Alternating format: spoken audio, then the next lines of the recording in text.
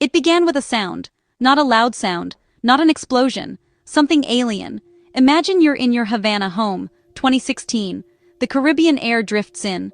You're a diplomat, a spy, sent to mend decades of distrust. You feel safe, until the night cracks open. A high-pitched grinding noise erupts. It feels like it's inside your head. You cover your ears, but it doesn't stop. The pressure rattles your skull. You stumble from bed, nausea rising, the world spinning. The sound is relentless, focused, as if an invisible spotlight of pain is searching for you.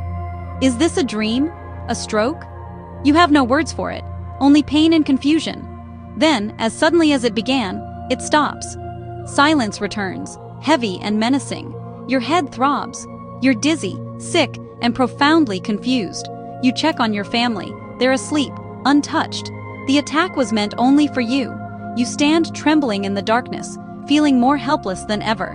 This was not a one-off event. Soon, others across Havana report strange vibrations, noises like a swarm of cicadas, and unique, yet eerily similar, attacks. Sudden onset. Bizarre sensory events. Debilitating after effects. These were the first whispers of a mystery. Havana Syndrome. A mystery that began not with a clue, but with an assault on the senses.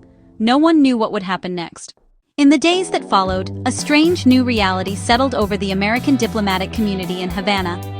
The first incidents were dismissed: stress, a virus, faulty embassy equipment. But the stories kept coming. Diplomats, intelligence officers, and their families described the same bizarre phenomena: piercing sounds, intense pressure, sudden vertigo. The symptoms that followed were even more disturbing: persistent headaches, brain fog, memory loss. People forgot common words, got lost in familiar places, suffered hearing damage and balance issues. Highly capable people now felt their minds were broken. Fear crept into every home. Parents watched their children, terrified. Even the youngest victims cried from head pain they couldn't describe. Was the attacker outside, aiming an invisible weapon? Or was the threat hidden inside the walls? Every unexplained noise sent a jolt of panic. The community fractured. Some believed, others doubted. The embassy became a place of whispers and worried glances. Officials held secret meetings, desperate for answers. But this was chaos they couldn't comprehend. They were fighting an invisible enemy, and the battlefield was their own minds and bodies. The question was no longer what was happening, but who was doing it. Havana, late 2016, a city between past and future. Classic cars rumble past new restaurants. The US and Cuba have reopened embassies, beginning a fragile era of diplomacy. For American diplomats and CIA officers, it's historic. But the ghosts of the old Cold War linger. The city is a hub of foreign intelligence. Spies from Russia, China, and others move freely.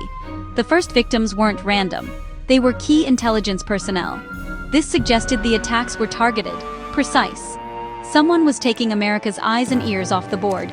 Attacks happened in supposedly secure homes and hotel rooms, implying terrifying sophistication. The attacker knew schedules, locations, and layouts. Medical teams found subtle brain changes, like a concussion without impact. Doctors called it an anomalous health incident, a sterile phrase for a terrifying experience. Technical experts found no devices. The weapon left no trace. Paranoia grew. Was Cuba responsible? Or a third party? Russia, perhaps, using Cuba as a testing ground. The possibilities were chilling. The diplomats no longer saw promise in Havana. They saw threats in every corner. The shadow spread beyond Cuba. In 2017, an American diplomat in Guangzhou, China, reported similar symptoms: maddening noises, cognitive problems. The US issued a health alert. The ghost of Havana had learned to travel. The pattern repeated globally: Moscow, Vienna, India, Vietnam, even the White House. Victims included CIA operatives, diplomats, military officials, and children. Each new case deepened the mystery. The locations were strategic: espionage hubs, adversary capitals.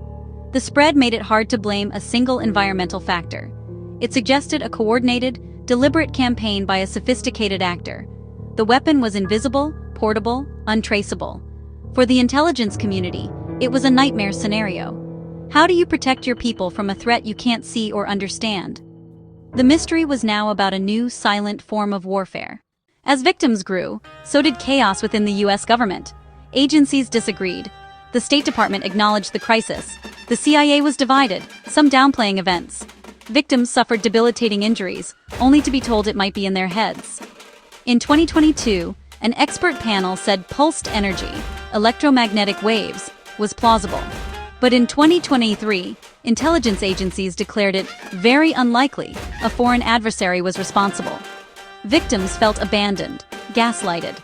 Mark Lenzi, a State Department officer, called the assessment "see no evil ridiculous." How could stress explain sudden targeted events and unique brain damage? The government spoke with two voices, compensating victims while denying attacks. In 2024 and 2025, new intelligence forced another update. Some agencies now said a foreign power may have used a novel weapon. The House Intelligence Committee accused the intelligence community of suppressing information and obstructing the investigation. Victims were caught in a bureaucratic war, their search for truth lost in secrecy and potential cover-ups. What technology could cause these injuries? Scientists focused on pulsed microwave energy. The Frey effect, microwaves perceived as sound by the brain, was a leading theory. If powerful enough, it could disrupt cells and cause brain injury, all without leaving a trace. But replicating the exact symptoms in a lab has proven difficult.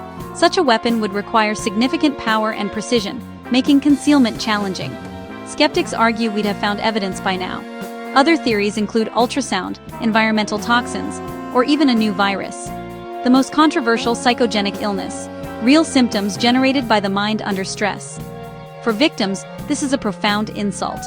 The science, like the intelligence, remains unsettled. If this was a weapon, who built it? Russia tops the list. Long history, technical expertise, motive. Using a deniable, non-lethal weapon fits their hybrid warfare playbook. China is another suspect, with resources and motive, as seen in Guangzhou. Theories aren't limited to states. Rogue intelligence units, factions within Cuba, or even non-state actors could be involved. The most frightening possibility: a new category of weapon now exists. A weapon that bypasses defenses and attacks the human body directly. The victims may be the first casualties in a new silent arms race, one targeting the mind itself. The story took a darker turn in 2024 and 2025. Whistleblowers claimed the CIA was obstructing the investigation, fostering disbelief and hostility. Injured officers were denied care, threatened if they spoke out. The House Intelligence Committee accused the intelligence community of suppressing evidence and misleading assessments. In September 2025, criminal referrals were sent to the Department of Justice, alleging obstruction. Why would an agency hide the truth? Some say bureaucratic inertia. Others suspect the US is developing similar technology. Whatever the reason, victims were left isolated, fighting both a mysterious attacker and their own institutions. December 12, 2025.